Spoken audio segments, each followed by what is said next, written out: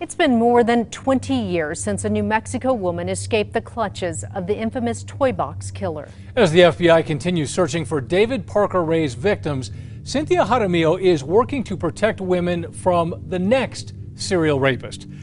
Here's KRQE News 13 anchor Crystal Gutierrez with part 2 of this story of survival. Mr. Ray, did you kidnap that young woman against her will? Do you think the next David Parker Ray's out there? Oh yeah, it's just a matter of... It's just a matter of time. In a rundown building on Central Avenue where crime runs rampant outside is where Cynthia Jaramillo started helping women who worked the street in Albuquerque just as she once did. It's just a lot different compared to right now, being out here at night. Her nonprofit, Street Safe New Mexico, does more than supply socks and toiletries. Their mission is to keep these women alive. To do that, Cynthia and her partner have to find out who could be the next David Parker Ray before he strikes. I escaped the David Parker Ray incident. It didn't happen that way. David Parker Ray, the convicted serial rapist, was serving one of the longest sentences for a crime that did not include a charge of death. But the FBI believes otherwise. Federal agents even dubbed him the Toybox Killer after discovering a trove of ladies' belongings that now sit in an FBI storage. Possible trophies of heinous crimes? Maybe. But Cynthia doesn't have to imagine what happened inside the trailer that Ray named the Toy Box. She survived it. How would you describe those 3 days? It's hard. Hell. It was hell. Cynthia's nightmare began here. She was working the streets of Albuquerque when Ray picked her up in an RV, pretending to be a paying customer. Instead, a girl came out from behind a curtain in the RV, and she shocked me at the cattle prod, and that's when it was a done deal. After a brief struggle, she woke up naked, handcuffed, and in shackles. They put a leather mask on my head that had no eyes. It had holes on the nose and a zipper on the mouth. Then things took an even darker turn. When I get the urge, I go out, find me some good-looking turns me on, kidnap her, and keep her in my playroom for a while for a sex toy. And this time it's your turn. That's Ray's voice on a cassette tape that he had recorded 6 years before abducting Cynthia. The FBI believes she's not the only woman Ray's kidnapped after hearing what appears to be a taped confession from Ray himself. I've tortured girls in ways that I'm not very proud of. When I'm pissed off, I don't mind having blood all over the place. And sometimes they didn't survive. Ray tracked those kidnappings in a diary, meticulously logging how he tormented each woman. Cynthia's pages would have been filled with 3 days of torture, strapped to a gynecological chair. That's where she was raped and suffered electric shocks, all underneath a sign that read Satan's Den. Former senior FBI profiler Mary Ellen O'Toole has spent her career studying criminals like Ray. What's the behavior in this case, and what does that behavior mean? She and her partner were sent to Elephant Butte to study the infamous Toy Box. Tom and I put on the white suits and the booties and so forth, and the moment that they opened the door to that trailer, Tom and I both knew. She says Ray was a sexual sadist, a man who got pleasure from inflicting pain. Everything within the toy box was placed in certain very precise locations. Some of the instruments that were designed and built by David Parker Ray, they were actually labeled in terms of what they would do. The focal point was the gynecological chair, and it almost gave the impression of an operating room. After days of sifting through evidence, she would get to meet the Toybox Killer in person.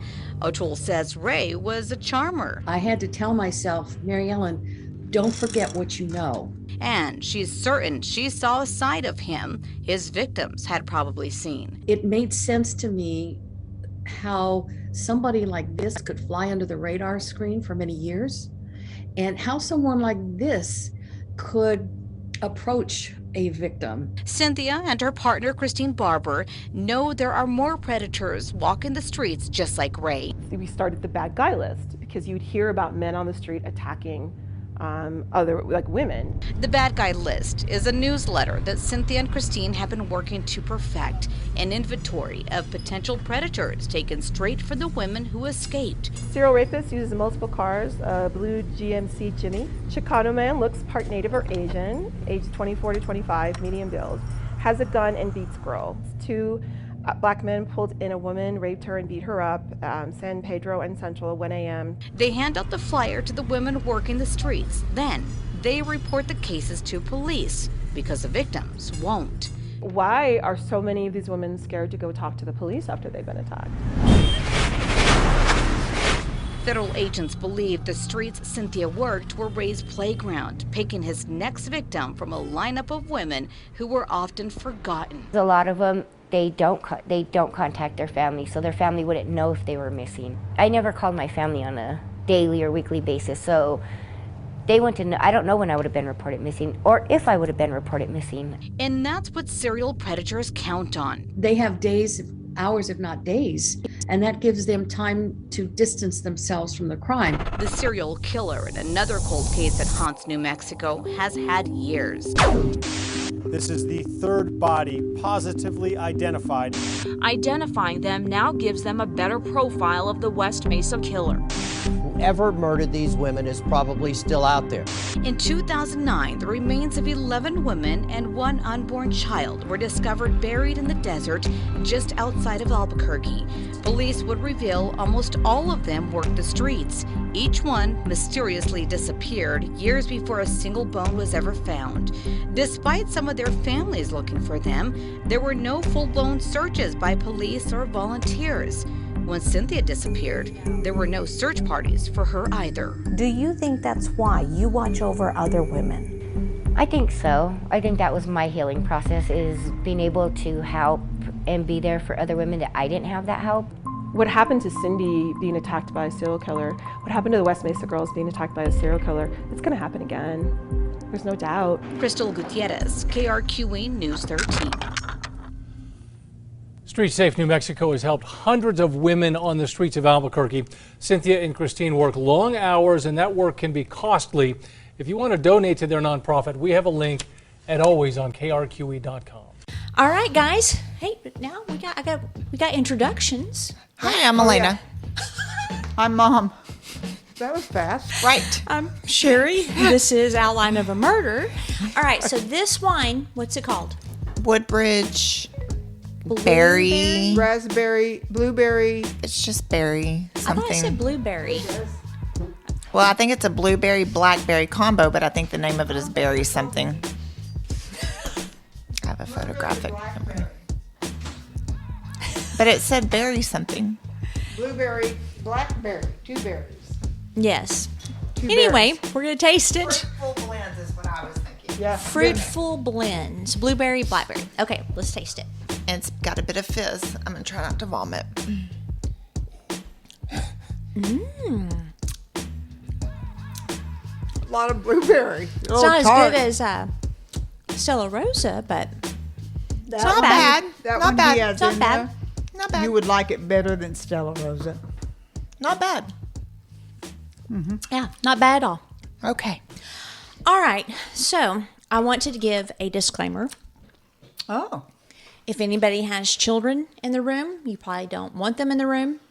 Oh, okay. This case, and I'll keep the most of the details out as far as how bad, but some of it I'm just going to have to include them. This guy is probably the most evil that I can think of that we've done so far. And I had to read through a lot of his confession and a lot of the stuff that was going on. Well, not really confession, but just the police reports and some of the witness stuff and his girlfriend that was involved and all that. It was extremely disturbing. So it's kind of like you have to like wash your mind out afterwards. So, but I can give y'all the gist of the case. But he's the Toybox Killer. And the only reason we're doing it is because of where he was located. He was in Elephant Butte, New Mexico, which is right outside. It's like 8 or 10 miles outside of Truth or Consequences.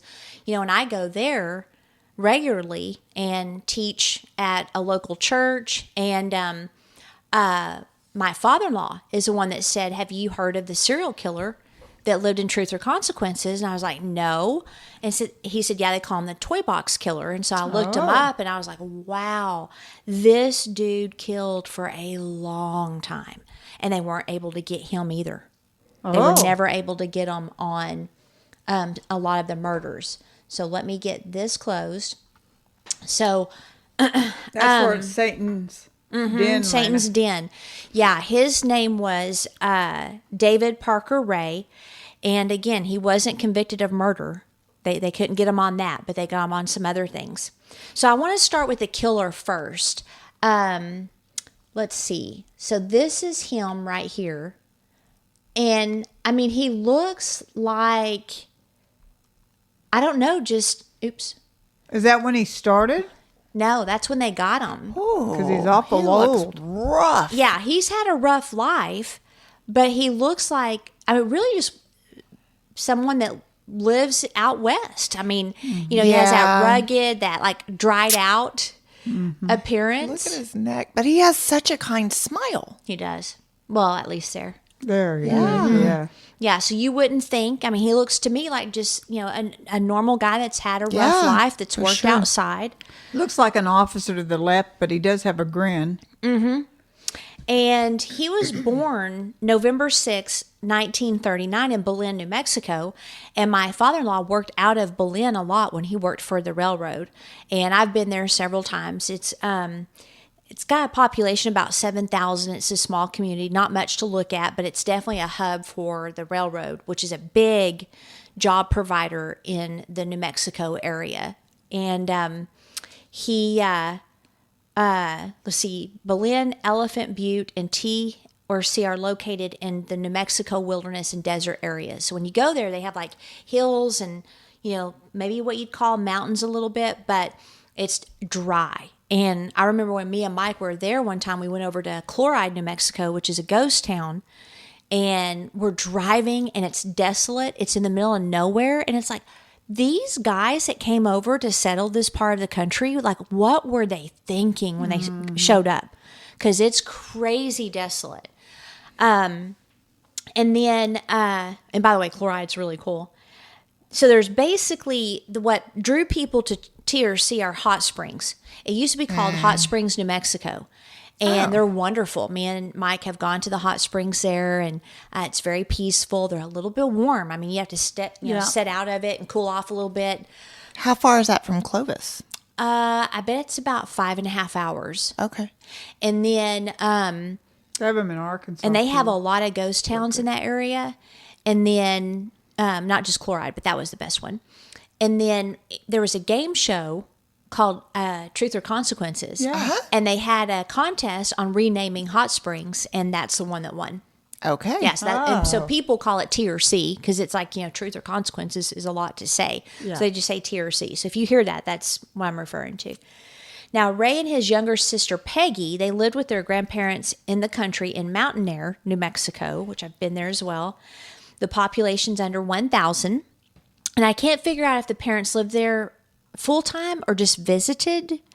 But the father was violent, and so he would violently abuse Ray. He exposed him to sadomasochistic, is that how you say it? Yeah. Porn magazines. Oh. And also he was raped by his aunt repeatedly, some of the reports say. So you can see we've got a problem starting. His aunt. His aunt? Mm-hmm. Yeah. I couldn't find evidence that his aunt did that, but there was numerous documentation that his dad was violent. Okay. So you can imagine. Sorry, is the aunt from his dad, like that's a sibling? Okay. I'm wondering. I don't know. But his mother didn't sound any better. And so, he, obviously highly dysfunctional, highly violent family life, which, I don't think that makes a person, but I do think that if they don't ever have someone to rescue them, or if they have a certain deficiency when it comes to their emotional process, their thinking process. It's just a recipe for disaster. Yeah.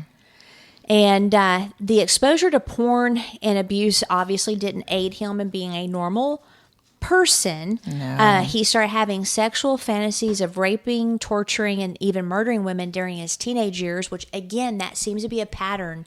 It shows up in the teenage, typically. So he raped and murdered in teenage years? No, he would have fantasies. Oh, fantasies about it. Wow. You're focused. I am. I just didn't hear Whatever. some of it. Well, that happens as you age. Oh, He even boasted. Oh, man. However, he did boast of his first murder when he was 15, but there was no evidence. They were never able to like connect him to anything. So he might have murdered that young. Good call. Oh, I'm so focused. Then his sister discovered Sato drawings and some porn photos of bondage acts. I don't know if it alerted anyone, like there might be something that's happening here, but I'm not sure if it would have mattered in that family. No, because that was probably normal for them, watching porn and behaving like that. And then also, he didn't seem to do well in school, like socially, which that can be the case if you come from such a dysfunctional family. Yeah. Do you have a picture of him younger? But he was bullied in school for being unusually shy around girls. So it wasn't just a normal shyness, I guess. It was like over the top. So I don't know exactly what would occur, but he was bullied. Then he abused drugs and alcohol from an early age.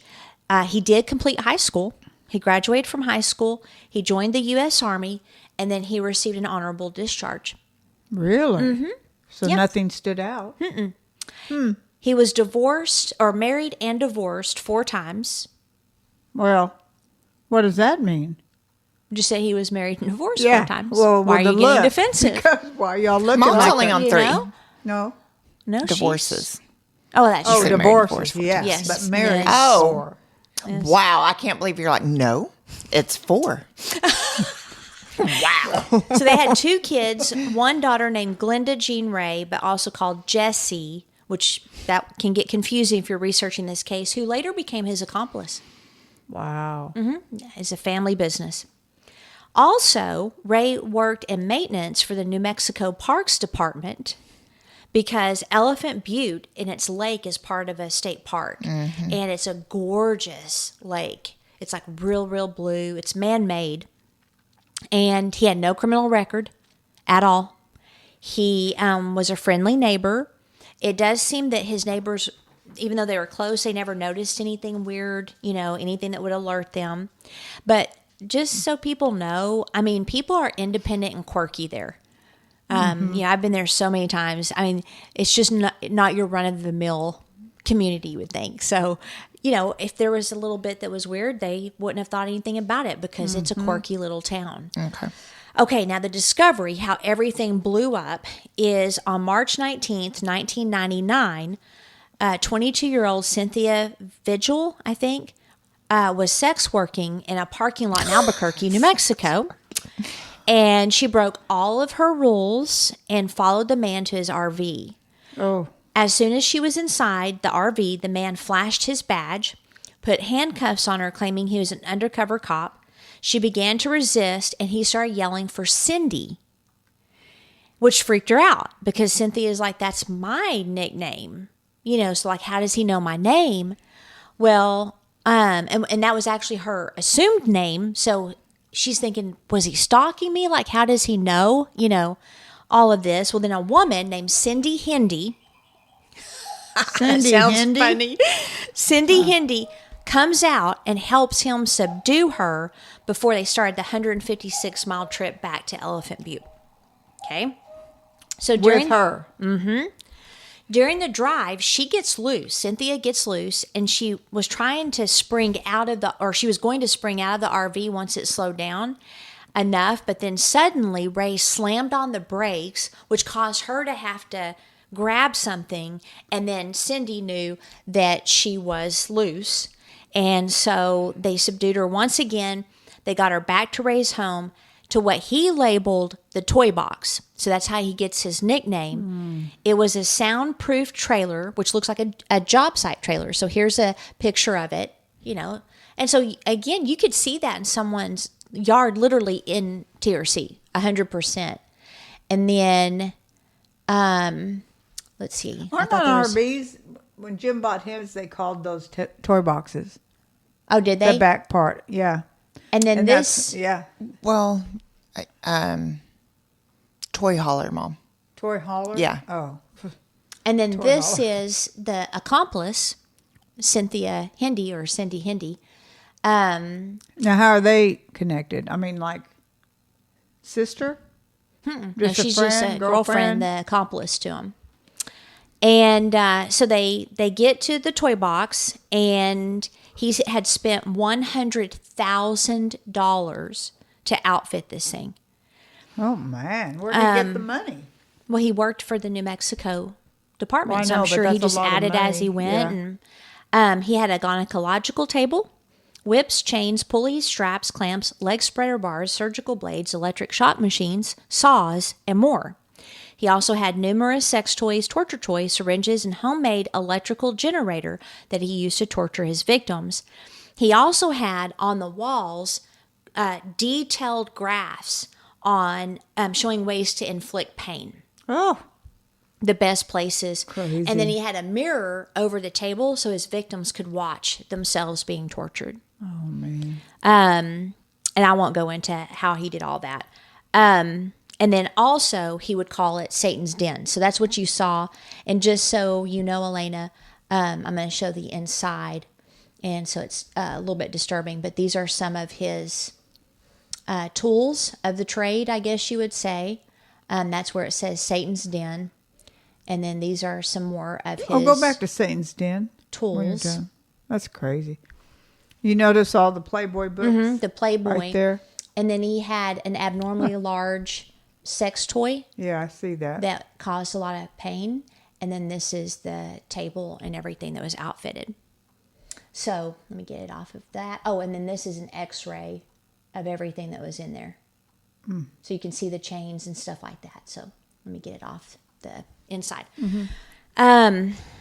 Now, Cynthia would, once she was kidnapped, she would have been introduced to what was going to follow because he had pre-recorded a tape in his voice.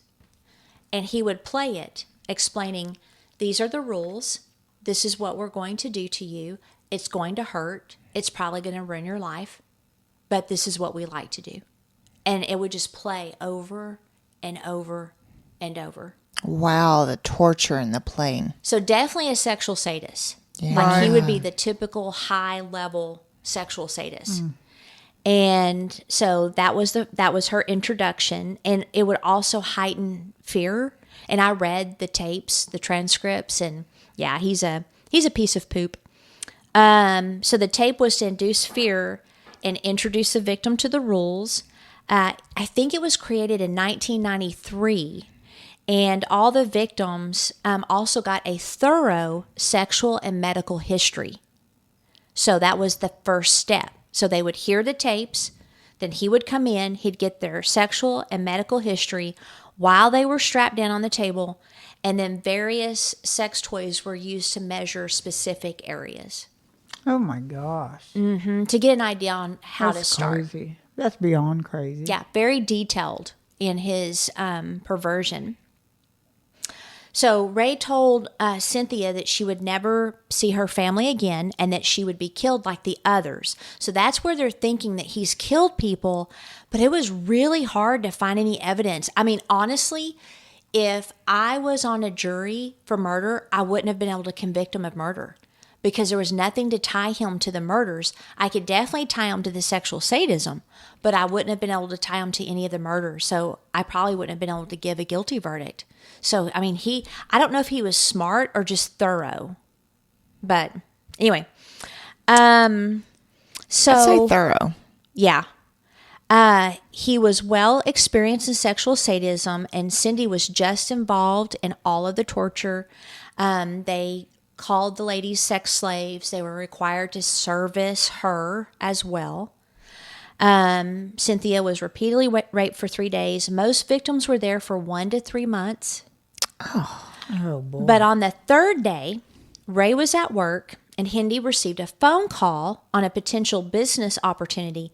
And in her excitement, she left the keys to Cynthia's restraints and left the room for her call. So Cynthia grabbed the keys, and it also, I think, kind of points to the idea that Cynthia or Hindi didn't, like, she was very brazen. Like, they felt like they had them so programmed there was no way they were going to do anything.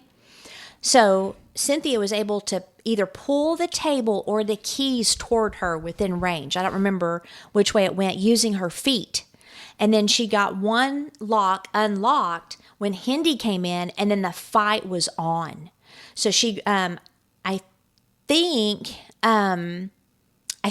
Hindi grabbed a lamp, started hitting Cynthia on the head. Cynthia's just working to get the rest of herself undone. You know, she's like not even paying attention to being hit in the head. Then she was able to get the other side unlocked. She grabbed an ice pick and stabbed Cynthia in the neck. Nice. Excellent. Didn't kill her, but it's like a movie scene. Like it's like a horror show. Yeah. What happened to this girl? This does sound familiar. Not to me. There were movies done, I think, and I shows. hadn't heard of it. I'd heard of the Toybox Killer, but I'd never gone into the details. But I'm wondering if some of this stuff was based on this, you know. But usually things that are this sexually perverted, I don't like to do. But because it was local, you know, my neck of the woods, I thought, well, I'll just go ahead and do it and keep all the nasty crap out as much as possible. So then she escaped the trailer naked, with a slave collar and padlock chains. She ran up the road. A car passed her, refusing to stop. And you know, I mean, I don't think it's good, but I can see why people would do that. You see a naked girl bleeding all over the place with chains on her, and people might think the killer must be somewhere around. I think it's selfish and horrible, but I can see how people would do that. Personally, I wouldn't be able, I don't think I'd be able to do that. So what she did is she ran to a nearby mobile home, which there's a lot of mobile homes in that area. And she started banging. She ran inside it, and an elderly lady was doing dishes and saw her. So she very calmly, she was shocked, but she very calmly instructed her husband to call 911. And assured Cynthia they wouldn't let anyone get to her. And then they, you know, covered her and they waited for the police. So Ray and Hindi were promptly arrested. Investigators searched the home and the trailer. They couldn't believe what all they found. I mean, it was extremely disturbing. And it was extreme in the way that he went to satisfy his sexual deviancy, which I wonder, could it almost be like drugs? So like if you think like people can get addicted to stuff. Yeah. You have to have more and more. Yes. Yeah. It's kind of like James Smith, who murdered the case we did from Clovis, that the porn wasn't enough. Remember, and you mentioned that. It's like it wasn't enough for him. And so he finally had to act on it. So that's what I'm wondering, is he just got more and more perverted. Yeah. And it might have escalated. You know, like drug addicts we were talking about. Yeah. The pills would stop working. You took more and more. And I've heard more that. Dangerous. And I believe I've just said that. No, I mean, it could have escalated to... No more red M&Ms for you. To a lot more. Yeah. Yeah. You know, yeah. Makes like, sense. Torture and perversion and all that. I agree with you. Is that what you meant? Well, worse murders. I mean, just bad. Worse than what he was doing already. Gotcha. Yeah. And again, these sexual sadists, they have a very active fantasy life. And they imagine it, they think it, they, you know, and obviously this was a passion of his because he has the introductory tape and all that stuff. Consumed him. So I love that couple, whoever they were. Yes. Yeah. Calmly. There's no way. Oh, yeah. No. She very calmly. Honey, I think you better call 911. You know what I'm saying? Like, I can just picture. Okay. So on top of the previous items that I outlined that were found, they also found a videotape from 1996 showing a terrified woman being raped and tortured. They also found Ray's diary, where he detailed the rape and torture of many women and killing up to 50 to 60 women. Oh, my. So he's called the Toybox Killer, but they never got him on murder. So the only thing they have is his own diary saying he murdered 50 to 60 women. Okay. So, don't know details, but if you have someone's diary plus some tapes of likely missing victims, torture victims, you would think that you could follow trails enough to find some victims and proof of murder. They went to work trying to corroborate the diaries, the evidence. They could never find any of the victims. And you got to understand, this area, you put a body out there, you're never going to find it. I mean, it's hundreds of miles of nothing. Okay. Yeah. And so I don't know how the police are there. And how good they are at their job. But I do know that if you see that area, you would understand. It's absolutely nothing. And it was in the 90s. They didn't have that, what is that, electronic where you could see bodies in the earth. And I forgot what it's called. Can't just go on his word either. You know, you got to start collecting facts that can, go along with that. So it was really frustrating that they couldn't get him for it. Sometimes people like that also brag about things they don't do. Yeah, but that was his own personal diary. So I actually think he killed women. Oh, I believe he did, because he didn't tell other people. That was his own personal diary. Oh. Yeah. They also, found the cassette tape that he used to introduce his victims to what was about to happen to him. Then he let them know that he really didn't like killing his victims, so they'd be given drugs to induce amnesia. Oh. I wonder if the diary was maybe fantasies. That's what I was wondering. Could be. Why they Because couldn't if he find doesn't like anybody, to or kill did he? his victims, which he did let them go, and that he'd give them like a cocktail of chemicals to do amnesia. It didn't work. But could have been fantasy. Maybe he didn't like killing and he wrote fantasy stories. I don't know. So the magazines that he was exposed to, the sadomasochistic pornography magazines, weren't those killing as well? I don't know. I know they were definitely bondage and torture. It wouldn't surprise me if they had some killing, but that's usually called death porn. So I'm not sure.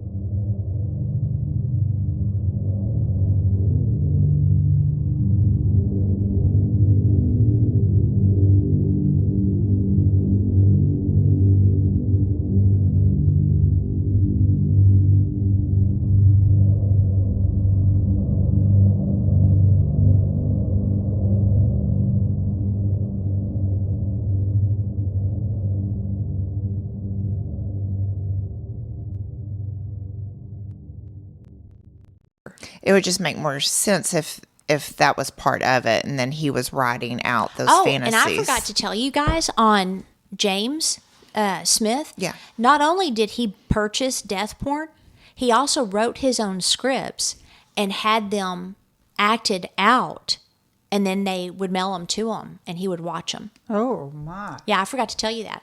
Okay. Yeah. Like, so who this would do guy, that? he could be doing the same thing. He could be writing his own scripts. Okay. But again, I do think he killed, but I'm wondering, that's a good point, that maybe it was just a fantasy life. Maybe. I'm not sure. Only the lawyers or the detectives would probably be able to tell if maybe there's some facts to him. But if we take him at his word and his first kill was in 1950, that means that if he was killing, he had 40 plus years of doing it without getting caught. But I prefer the fantasy part more, because for them not to find anything murdered victims. Okay. I would too. That's That'd make me happier. Yeah, strange.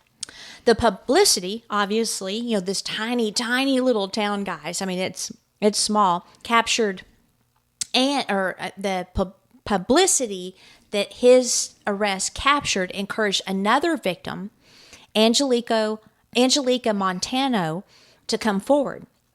She said that she had visited Ray's house to borrow cake mix when she was drugged, raped, and tortured by Ray before he dumped her by a highway in the desert.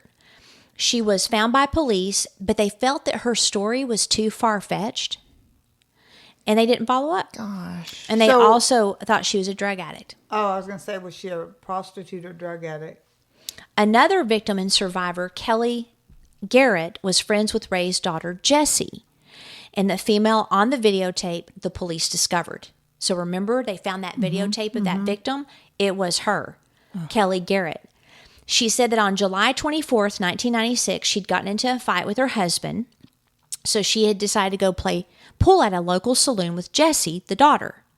Jessie drugged her beer, and then she and her father placed a dog collar and leash on her, taking her to the trailer where she was drugged, raped, and tortured for 2 days. After 2 days, Ray slit her throat and dumped her on the side of the road. She survived, but neither the police nor her husband believed her. Wow.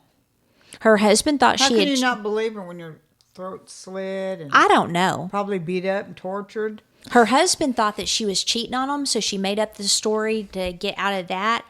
But, and then and he filed for divorce. And her memories were limited, though. Like, the drugs did limit their memories. And so she did remember being raped, but she couldn't remember everything. And I'm like, what's wrong with these people? It's ridiculous. Like, I mean, I can understand if something's far-fetched, but at least go to the house and question the guy, see if he acts weird, maybe try to get a search warrant. I know it'd be maybe hard, but do something. Right. Man, that is irritating. So the police used the two victims' accounts to press Hindi for a confession. She folded. She told police what she knew of the crimes, including murders. They found out that not only did the daughter help him, but a friend named Dennis Roy Yancey also helped him. Yancey admitted to strangling Marie Parker, a woman who was kidnapped, drugged, and tortured for days prior to her death in 1997, but her body was never found, and only Yancey was convicted of the crime.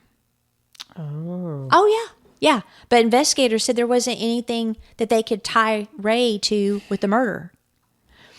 So Yancey was convicted. He wasn't. I think that's BS. Yeah, I do too. Yes. And then Hindi and Yancey, they would identify areas where he left the bodies, but they never found anything. And one place was actually Elephant Butte Lake, and you won't find a body there. But in the desert, the wild animals are going to carry bones and bodies away. But yeah, they would try to give them evidence. None of them ever happened. So you would think one did. One would. Right. If supposedly there are 50, 60. This is one of the victims. Okay. I think that's a victim, which I had seen her picture on a murder show before. But that may actually be his daughter. Is she a prostitute too? I don't think so. She had a little one in her lap. Okay.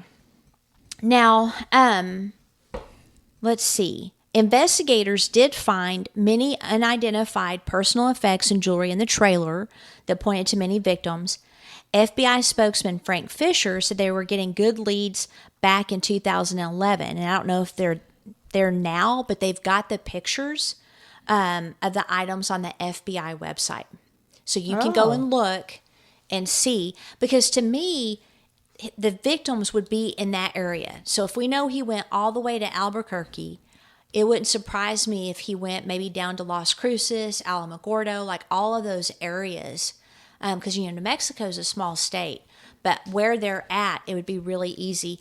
In fact, it's really close to the Arizona border. It wouldn't surprise me if he was over in Arizona too.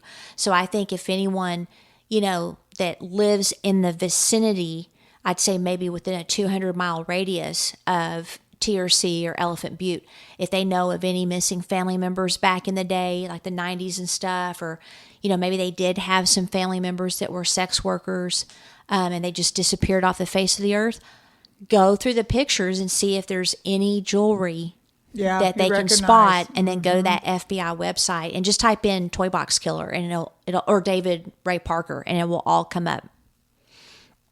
Yeah, because someone might recognize. Well, and they're still asking for leads. I mean, it's an Really? open case, Still? and the FBI, they're asking, people to examine the items. Let's see if we can at least find something, but the ending, he'll never be convicted, but maybe they can solve some of these missing person cases. So the trial, it started March 28th, 2000, not for the murders, just for the rape and the sexual sadism. I'm sure that's not the charge name, but What was he charged with? How kidnapping many? and all that. Let's see. I wonder. The judge decided to separate the trials into 3 for each victim, Cynthia, Kelly, and Angelica. So only he 3? was only being charged for 3. But after the Wow. jury was selected, he had a heart attack. And so they postponed the trial. So he didn't die. Now, this is where things get a little bit confusing. So the judge postponed the trial again so that Ray could be tried for a 1996 murder in Colorado. So if you're from Colorado, because there's the 4 corners, you've got Colorado, New Mexico, Arizona, and Nevada, I believe. So What part of Colorado? Let me see if it says. Okay. Let's see. The evidence wasn't strong. None of the evidence of torture devices, which was a sheet that, was listing routines for keeping the sex slaves and everything that was in there. They wouldn't let them use it during the trial. I'm really disliking every bit of the supposed justice and law enforcement around this case. Yes. On May, Did he have money? Well, I mean, he might have been a saver because obviously he was able to use $100K Right, so it's to like- outfit his thing. But he just seems like a guy that was quiet, that went to work and probably put all his money on his hobby. Maybe just bad investigators. I mean, And the reason is that they wouldn't let them use the sheet and they wouldn't let them use the toy box is because none of that connected him to the Colorado case.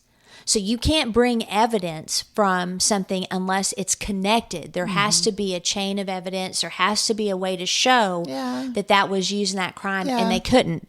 So the judge is like, no, we can't do that.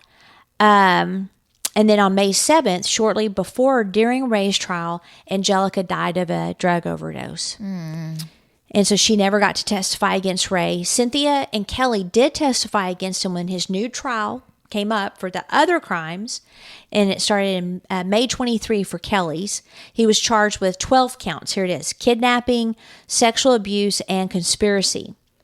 But in July, the judge declared a mistrial because the jury couldn't agree on a verdict. Some said that... How could you not agree on the some verdict? said Kelly was consenting, and some said she wasn't. Isn't that amazing? Wow. I don't understand this entire process. You got people not believing blatant victims. With the tapes. Yeah. I mean, she was And the on the tape diary. being tortured. Now, here's the thing. I think it's the victimology. I think that because these women were drug users and sex workers, that they personally looked down on them, and they couldn't say whether it was consensual or not because they're like, well, you're a prostitute. That's what you get paid for. Not to be tortured. Exactly. And- But they But still that's had what the- I think. Or maybe they were thinking, well, you're probably in a drug-induced state, so how would you know if it was consensual or not? Well, they still had the tapes and torture and. Yeah, it's I mean, stupid. that's dumb. It's stupid. Yeah, the whole thing. And so then in November, a retrial started. And a few days into the trial, the judge died.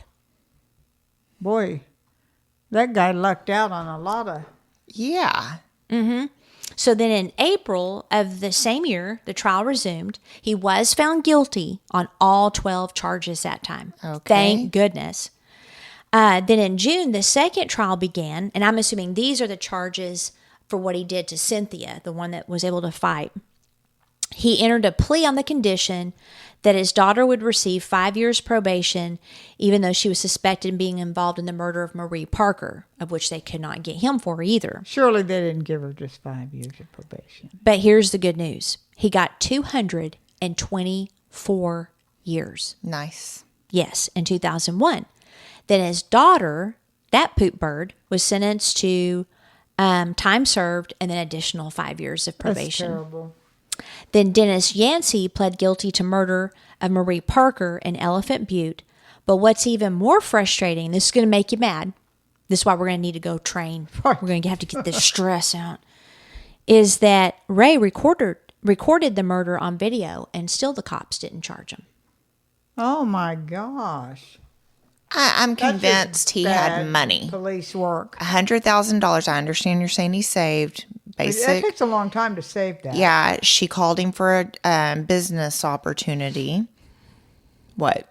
No, I don't. I'm like, yeah. There had to have been some money exchanged. That area, you don't need a lot of money to live. And so I could see how he could easily save up $100,000. But it does sound like there was some side business. I don't know. I wondered if maybe he got connections in his job and people just couldn't. I don't know. Yeah, because that's a lot of money to save. Not only that, but there's just too many lucks throughout this entire thing. Mm-hmm. Well, Yancey was paroled after only serving 11 years for murder. And did he do anything else after? He broke parole, so then he had to serve the rest of his life sentence. So he was released in 2021. Oh, recently? Mm-hmm. Wonder if he's done anything bad since. I would recommend locating him. So Hindi, the psychopathic girlfriend, she got 36 years, and she testified against Ray. More than the murderer. Uh-huh. Wow. She was released July 15th, 2019, and moved to, so all of our Montana friends, she moved to Bitterroot, Montana. So if you live there, Bitterroot, just know you got a crazy person living there that helped torture people sexually. That wrapped her neck They weren't up. happy. And not only that, but her offender level determines the restrictions of where she lives.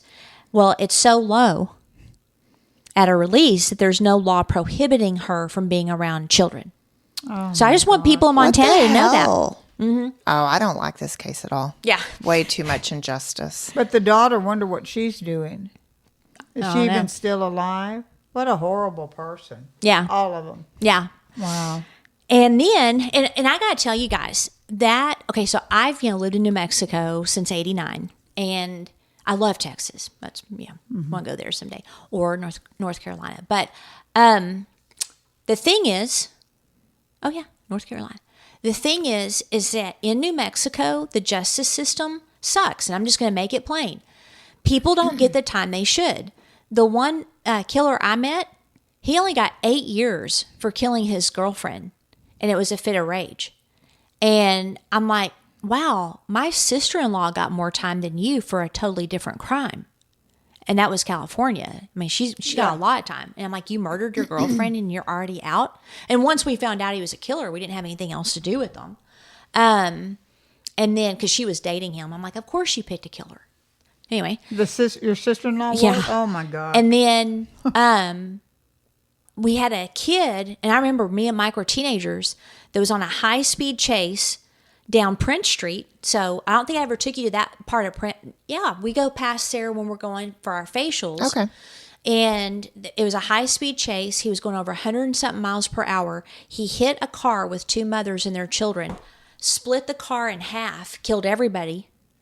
And he only got, I think, 5 or 8 years. Oh, my gosh. It's over and over. So they don't care about victims. It's a very criminal-friendly state. Yes. It really is. And disgusting. Yeah, it's not cool at all. And that's the... Yay for Texas. I love where I live, but I am very frustrated on the justice system there. And people try. Loosely. And people is it just try. laziness or? No, it's Democrat policies from governors. Oh, Yeah. Yeah, 100%. And then, okay, so Ray, he was in good spirits. Smiling. Sure. Let's see. Let's get him up here Yep. smiling. That Double was Ray. Ugh. And he was so gross. He was absolutely unmoved. Yeah. When the victims were crying and sharing what happened to them and how their lives were changed. He told the court that no one but his attorney had heard his side. Something may have been moved. Right. You have the right to remain silent, you poop bird, I guess, I would say that. But he told so many lies and distortions, it wouldn't have mattered. Like, it would have just made everybody, furious. He said, I've lost everything, including my home, my material assets, and my health. Wow. He said that during the 2.5 years of confinement, he has reflected and read his Bible. He got right with God. Don't they all say that? He said that he puts his life in God's hands and he can't change the past, but he was sorry. Wow. But he lost his home, just so you know. Mm-hmm. When asked why he did it, he said, it was a source of entertainment to me to create these tapes. That's why there's a disclaimer at the beginning of the tape stating that it was for adult entertainment only. Oh, my gosh. Yep. So detectives Wow. learned that Ray frequented several dive bars. One of them I've seen in Elephant Butte and TRC looking for victims, and obviously his daughter did as well. One was the Blue Waters Saloon, and it was this saloon that Kelly was drinking at and playing pool when Jesse drugged her. And then also it was the last place that Marie Parker was seen. Wow. There was a report that Jesse contacted the FBI back in 1986 that he was abducting and torturing and selling women to buyers in Mexico. FBI agent Doug Belden remembered her claims, and he said that the allegations were so non-specific, that's a quote, that the FBI couldn't act against Ray. Oh, my God. I call it BS again. So here's what it tells me. It tells me the poop bird daughter had a conscience to begin with, because she called the FBI and was telling them, my dad is kidnapping women and selling them in Mexico. And they're like, well, it's non-specific. What do you mean it's non-specific? Does it not at least require some type of investigation? Right. Especially the FBI. So again, he confuses me because, like, he slits the one girl's throat, yet he has no aversion to killing, yet he writes in his diary he's killed 50 to 60 women, and yet he sells them to Mexico. So was his motivation money? Is that how he outfitted his toy box? Does he really not like to murder? And he just, every once in a while, I mean, it's a weird deal. If he's selling women in Mexico, that's where he's making the money. Probably. Because even for what his job was, 100,000 or more, that's not a, I mean, there's no way. Plus paying off. Unless you have no bills. Well, he probably didn't have many. Again, where he lives, it's very money. Simple living. It's a lot of money, though. You don't. That would take years and years. I don't even know if they have a Walmart. Oh, yeah, they do. Yeah, they do. They do now. But there's just, you don't have much to spend your money on there. Wow. So I'd like to call BS again. The FBI obviously didn't care about this either. Hopefully they do now. So what do y'all think? Do you think he liked to kill or didn't like to kill? Like, it's weird. I don't know. I can't get past any of the other stuff. I don't know. I have no opinion on that. Liked it. But wouldn't there have been more murders? Well, I would think so. And the fact that he said he doesn't like to kill on the tape. But why would he kill then? So they made him mad? I know. Or I don't know. Well, the one that he slit her throat was friends with his daughter. So I'm thinking that maybe she posed a threat that none of the other ones did. That's true. So I don't know. The Albuquerque police also suspected Ray and Jesse in the 1995 disappearance of Jesse's former girlfriend, 22-year-old Jill Troya. So she was a lesbian. I don't know if that's ever been solved. So if anybody knows or if they can look into it. Now, in 2002, Ray was transferred to Hobbs, New Mexico. So Hobbs is like an oil town. It's actually booming. It was booming until the last election, but it's a rough and tough town. And they wanted him to speak with authorities about where he had buried his victims. They're trying to find these people, and what happened. Well, he died of a heart attack while he was in custody there at age 63 before he could share where his victims were. If it was true. New Mexico is still investigating suspected victims' cases. They've searched lakes in the area, and they're trying to connect any human remains they find to any of the victims they think that he was involved in. In 2019, New Mexico Governor Michelle Lujan Grisham pardoned Cynthia, the survivor, who blew the lid on this whole thing, from drug trafficking conviction that was on her record. So I think it was before all this occurred. And so her and her girlfriend founded Street Safe New Mexico, where they pay for hotel rooms for women on the streets so they can shower and sleep. Oh, and they also nice. hand out essentials like clothes and toiletries. But I've got a video that we'll end with. Let me pull it up. But anyway, so y'all can see why I was like, in fact, I almost took the case off, but I kept it just because I know the area so well, and I could add that little bit of knowledge. And just for anybody that's listening, we love going to Truth or Consequences, so nothing bad about that. And got lots of good friends there, but it is quirky. It is a place where I could see how people would fall through the cracks.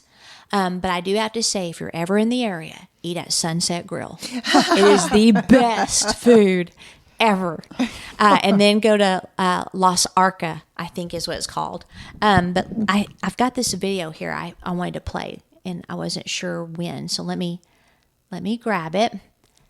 I think it was like good grief. I think it was like a news story or something. And then we'll end this episode. Okay. Here we go. Hit enter. Let's see what comes up.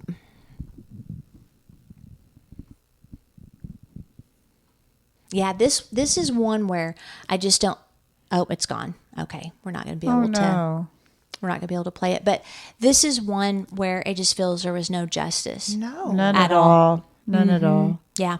And that the sister got away with it is unbelievable. 5 years probation. Daughter, I mean. Mm-hmm. It's terrible. Disgusting all the way around. Yeah. I'm curious as to how disgusted. she turned out, or if she Just kept lovely it up, we or- stopped with this I tried one. to find, and I couldn't find anything on her. Yeah, it really makes me mad. And I'm just going to warn people, if you guys dig into this, it's shocking. And you're going to have nightmares if you're not careful, or like you literally feel like you just need to shower because it's so disgusting. Yeah. And I didn't even go into the details. But what he did was absolutely terrible. Yeah. Okay. Why do you hold that up every time? We know now. Okay, so my brother-in-law made like little coasters. He burned with his laser, the saying. So I'm just presenting because as you guys have listened from the beginning, know, saying the two words has been a problem. It has been. We're on year 4, been a right? problem. We're going to be doing season 4 this year. And, you know, We're on so 4? I would just like to It'll be say season again, 4. I remembered I moms. thought it was 3. Okay, Yeah. hit us off Be smart. Be rude. and don't be a victim.